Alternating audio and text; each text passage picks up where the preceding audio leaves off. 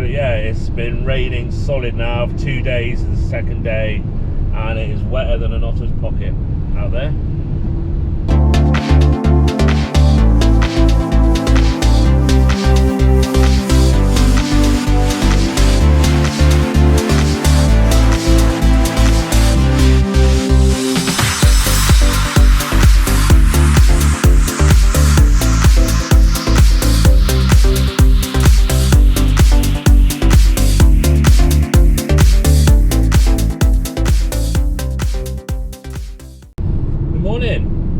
Welcome back to another video. It's another rainy Saturday morning.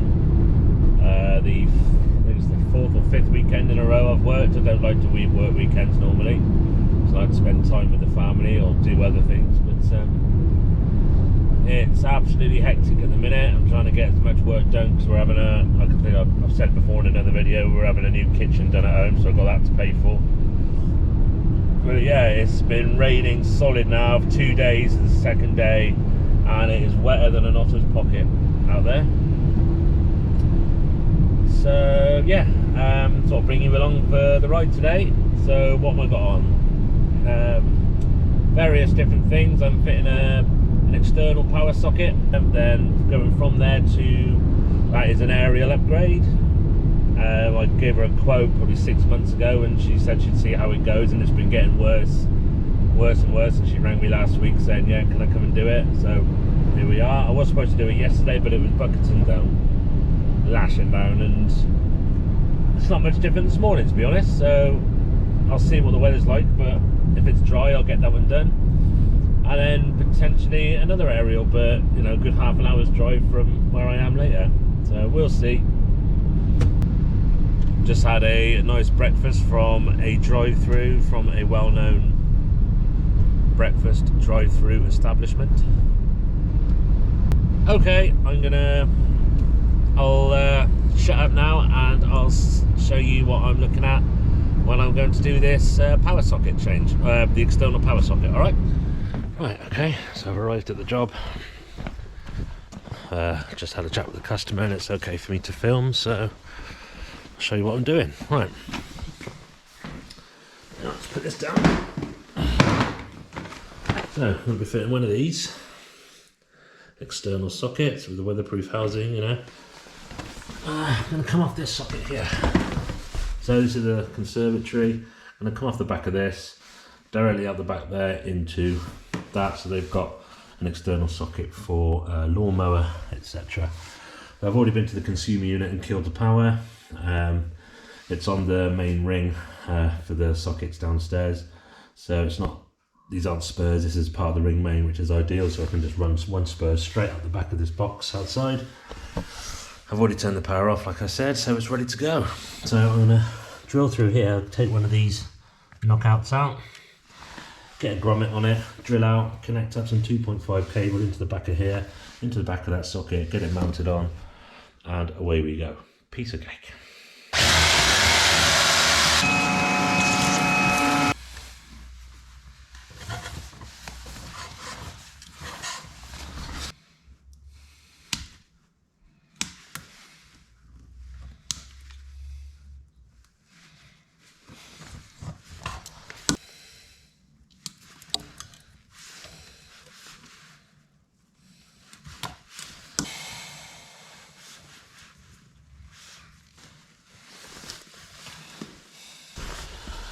Almost forgot the grommet, can't forget that.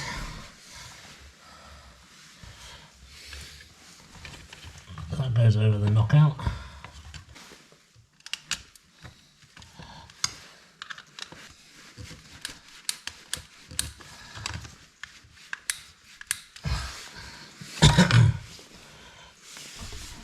Right, there you go. There's my new cables in to the live, earth and neutral terminals. Got a grommet there at the back and a knockout, you can see that, to protect the cable. So I'll get this all done up now and then go outside and fit the socket.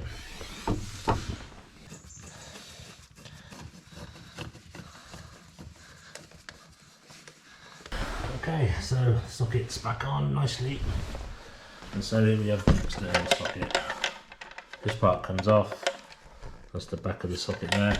And this is the housing for it. So this goes onto the wall. I've got to drill that center hole out there. It's a 20mm hole. So I've got to cut that out and drill through these corner holes for the screws. That's what mounts it onto the wall.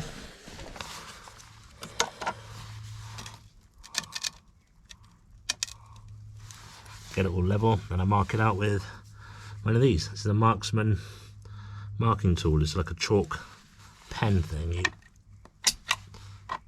mark it out by pressing it in.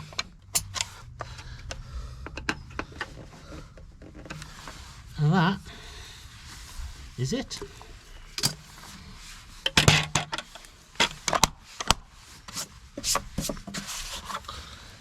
That's well and truly sealed. So water could run down the back of there. It doesn't matter because there's sealant all the way around the opening where the cable enters the socket box, and there's sealant where the cable enters the wall. So rainwater can pass down there. It's not a problem, just completely protected. Right then. So yeah, that was our little socket done, external socket. Customer's very happy. Nice and easy that was. Couldn't be easier, to be honest. Right, so that's me done here. I am gonna head off. Where am I going? This way. I'm gonna head off to the next job, which is a aerial and amplifier, I believe. I will show you more when I get there. Right then, customers made me a cup of tea, so lovely. And a couple of biscuits. Right, okay, so yeah, I popped round here months ago, tested their signals, and they were sort of getting a bit of interference. They weren't particularly strong, but I've seen worse. And so they'd sort of wait. They said they'd wait and see how it goes, and it's now started giving them problems. And so they want to upgrade the aerial, because at the moment they've got a wideband aerial coming off the Mendip transmitter, which is quite a long way from here, and it's susceptible to a lot of interference. So we're going to change it over to the usual log periodic aerial, put it through a new masthead amplifier, because that's been up in the loft for a few years, and change that over just so we know we're getting a decent clean signal from head to toe, as I call it. And that'll be it. So it'll be quite a quick one, but I'm going to take you up on the ladder with a chest cam so you can see what I do. Even though I've done it a few times, might as well take you with me.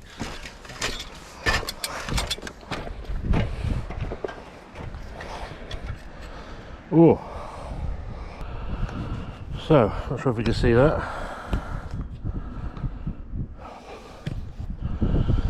Whole thing's moving.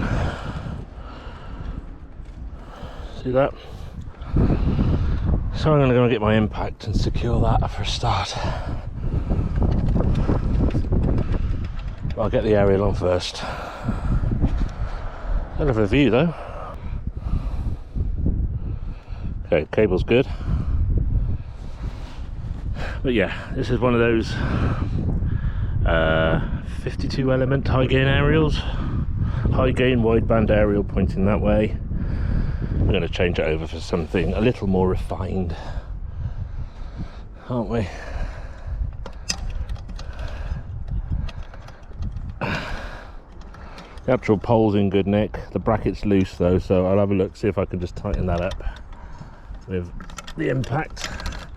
The deep socket on there, get that on there,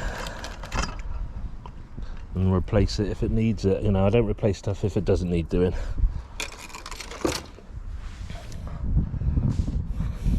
Right.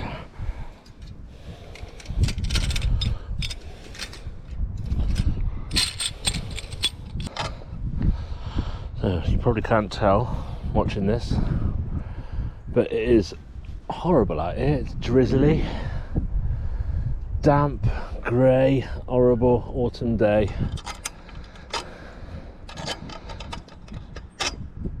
Summer has well and truly finished now. Don't know where you're watching this in the world, but here in the UK, yeah, summer's done. Right, get the meter on this, see what I can do. Well, see what I can do. Of course, I'm going to bloody align it, aren't I?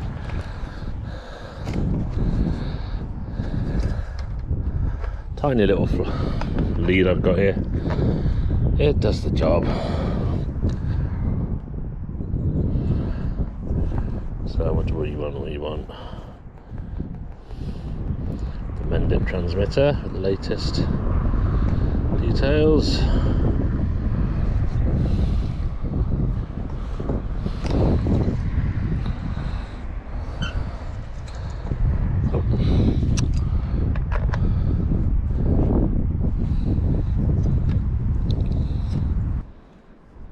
That is it.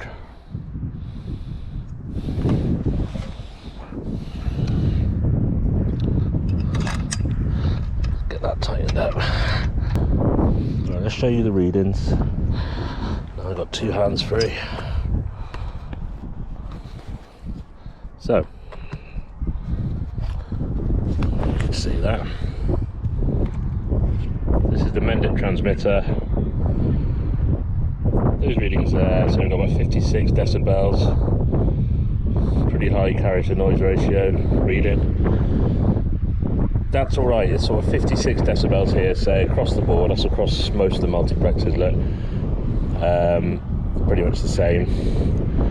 By the time that's travelled down from here through to feed 3 TVs in the house, it's going to drop below where we want to be. So that's why it's going through a masthead amplifier to bring it up. So I'm going to bring it up by about 20 odd dB to about 70, 75, 80s, 20, 25 dB to 75, 80 decibels. By the time it gets down to the TV, that'll be right where we want it, with the loss, taking into account the loss of the cable in the sockets. So yeah. In case you're wondering, this is the Televis H30 Flex spectrum analyzer. I mean, this is 1250 quid plus VAT. You know, some of the other ones they got out there, much bigger ones, you know, could be 3, 4, 5, 6,000 pounds. You know, for everything I need, which is pretty much only domestic, it does everything. Terrestrial, satellite, spectrum analyzer. It tells me all the information I need, and it's quite handy. So yeah, can't fault this. Right, I'm gonna get down and get my impact and secure that bracket, get the cable, get this cable connected up to the aerial, get down, get the impact driver to secure that bracket down there, get it tight, make sure the bolts are all right, and then I'll be getting down and getting in the loft nice and quick. Lovely jubbly.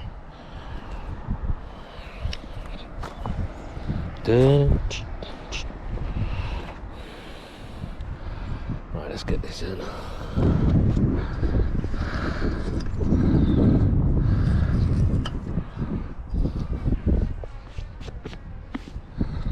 Fucking horrible.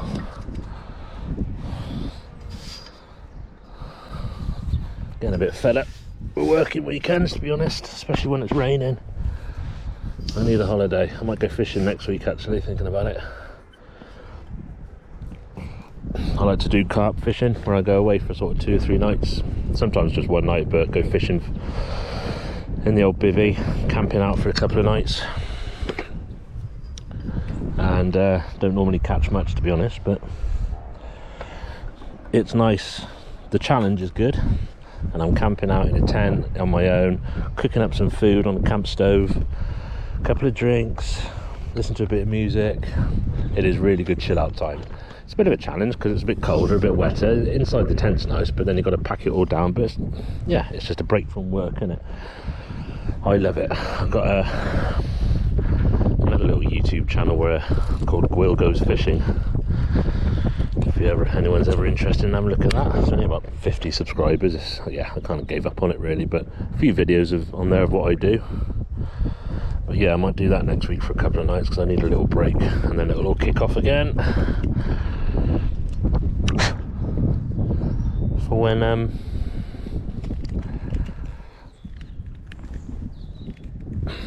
the kitchen gets delivered, because that's got to be installed next.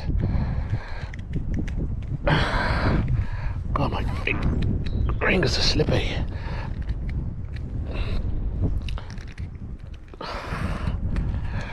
Right, in case you're wondering, I'm using I can't remember what brand, I think they're Triax. Yeah. They're compression connectors, not your just screw on ones, because they're crap, you can't use those. Well, you can do, but it kind of shows what sort of level you're at if I'm being big-headed about it. These are a bit more expensive, but they're solid and they've turned freely, so you've got to strip the cable with a stripping tool like this, and you can just push them on, push it on like that, and then you get this compression tool. Boom, that ain't coming off. And it's because I'm talking to you, this is what I mean. I forgot to put the sleeve, the rubber boot over the cable first. That's a prime example of why it's slower doing these jobs, making videos, because I've got to think about what I'm doing. Whereas if I'm not talking, I'm just cracking on, I'm on autopilot and I fly through it. So it is a lot slower. Right, you can see me stripping this now. Boom. None of the braid is touching the core.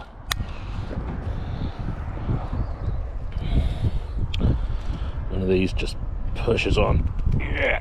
Oh, it's only slippy because my last job I had silicone sealant on my thumb. I got no grip, right.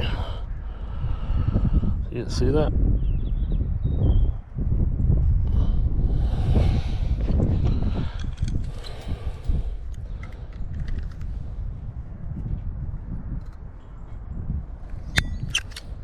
Done. Get that up in the aerial. And so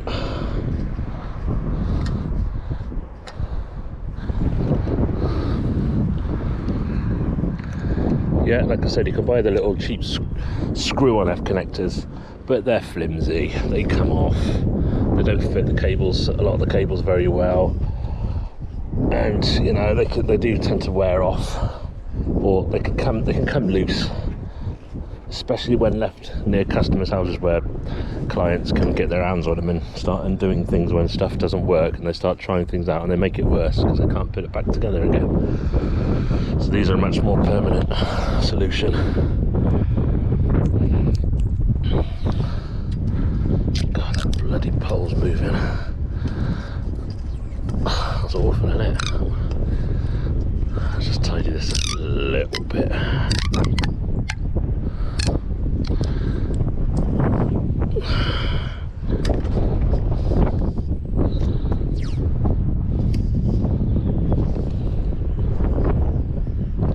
Not sure if you've got this, but where I am and where I learned this trade, different companies, different installers used to have different configurations for how they tape up their poles. Like, I've just put 2 there, that's just what I do. I don't know, it's just habit. But some companies would have a certain array, like 1, 2, 3, 1, 2, 3, 1, 2, 3, 1, 2, 3, or one at the top, one at the bottom, lots in the middle, so they could identify what they did from the road. And I think that's the most pathetic thing I've ever heard in my life. Get a life, innit? Christ alive. Don't know if they do that where you are, but they certainly did where I started. Right. I'm going to get down now and get the impact and see if I can tighten this up, alright?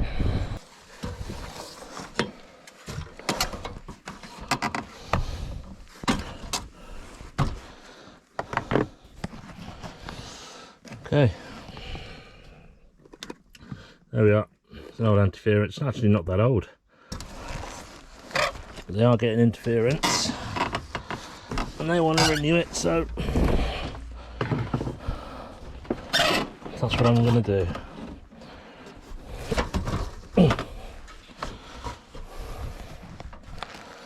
I can see that better now, can't you?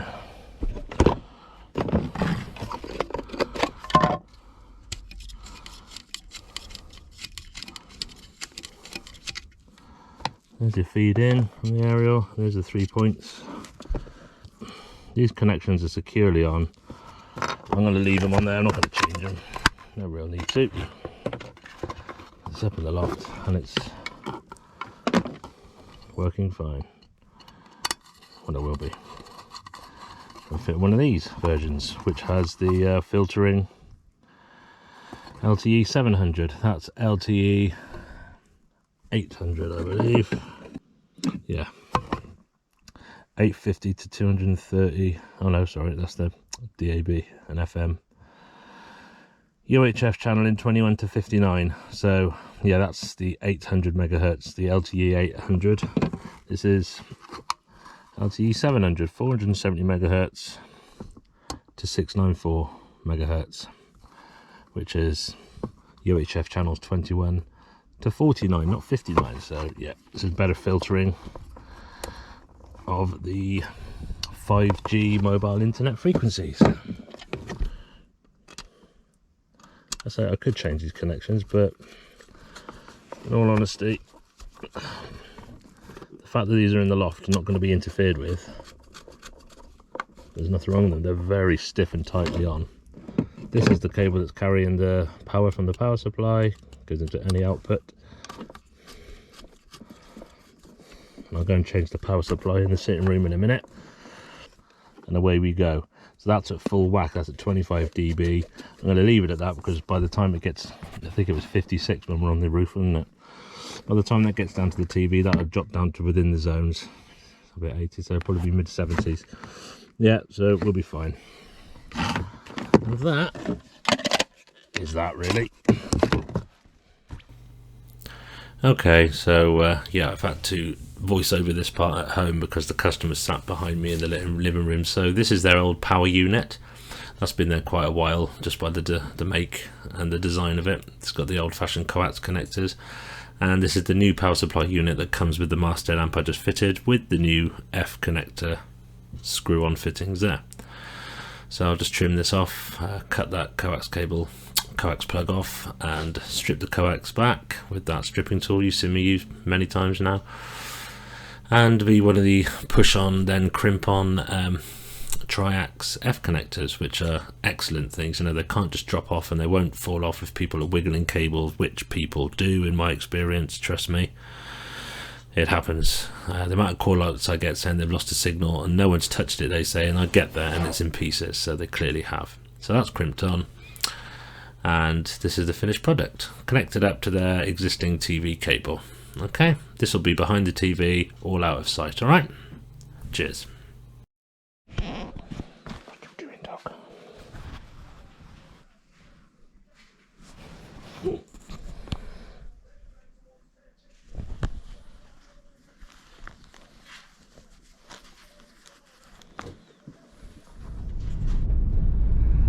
Okay, that's that one done. So as you saw, aerial aligned. I did go back up and tighten up that bracket with the 13mm socket on my impact. So that's all nice and tight and rigid now.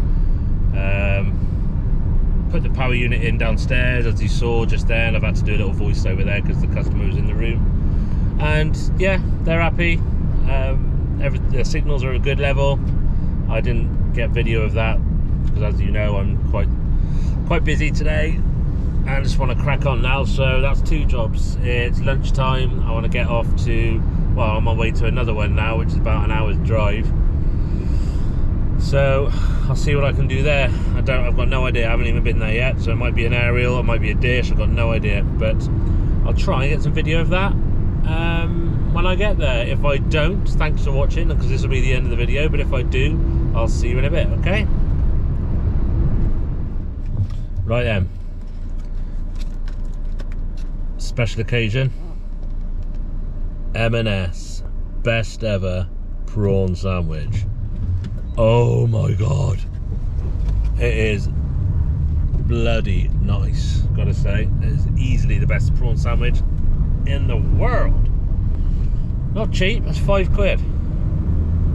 £5 for a sandwich. Their horseradish, beef and horseradish sandwich is equally as good. Absolutely gorgeous. Two best sandwiches going, but that prawn one is fantastic. Highly recommend it if you fancy treating yourself when you're out on the road. M&S garage in the UK. If you're in the States or something, you're out of luck. But yeah, give it a try. Right, that's been an absolute nightmare trying to get through these windy lanes because of all the heavy rain we've had. There's loads of little streams and brooks around here, and so many of the roads are flooded, totally impassable. There's a car beached in the middle of the road where they've just abandoned it, and it's only a one-way lane. You're not going to get two cars past it. I'm not going to get past it, so I'm about to turn around and take a detour. Finally found that place, the next job, and yeah, she'll have to come back to me because she needs to speak to the builder first to try and find a cable. Went to the other one. There's another one I looked at as well in Tetbury, this was, and they weren't there. They said they'd be there from lunchtime, and I got there at 1:45 and they weren't there. And yeah, so I've left a card, but it's so bloody annoying. If you're in the installation trade like what I do, what do you do on these situations? Because I've spent time going out there, diesel, and they're not even there. You know, it's like, it's a catch-22 thing. I can't just send them an invoice for wasting my time, because people ain't going to pay that. So, well, no, I'm not paying that. There's no legal right to, that sort of thing. And then you're definitely not going to get their customs. So you just have to bite your lip and hope that they come back to you when you actually do the job. But it's so unfair, because I'm now out of pocket. And it's just not fair. It's just not the right way. It's not the way to treat people. So yeah, fed up now. What time is it now? It's nearly 3 o'clock. I'm on my way to look. I'm not going to do it. Have a look at one other job, and then I'm heading home. But as I speak to you, the road in front of me is completely flooded. There's a car who's attempted it, reversing up the road towards me. And yeah. Oh God, fun and games. There's just water everywhere. And not a drop to drink, as they say. Right, sorry about that. I had to reverse all the way up the road and turn around and come a different way. I'm going to get marooned. Everywhere you go, all the little streams are just bursting their banks. Where I came earlier was passable. And just on the way back, that was about an hour ago, that's now impassable. And I reckon I could get bloody marooned here. I've got no food in the van. Well, I've had a sandwich. I've got water. I might have to spend the night in the van. Yeah, so I'm just trying to get out of this area to go and do one last quote. Go and see somebody who's got a problem with their TV picture. One last quote, and then I'm heading home. And it'll be dark by the time I get home. And that's like day 7 straight of working without any sort of time off, break time, whatever. I want to get home and I want to have a few beers, watch the rugby. Hopefully watch South Africa smash England out of the World Cup.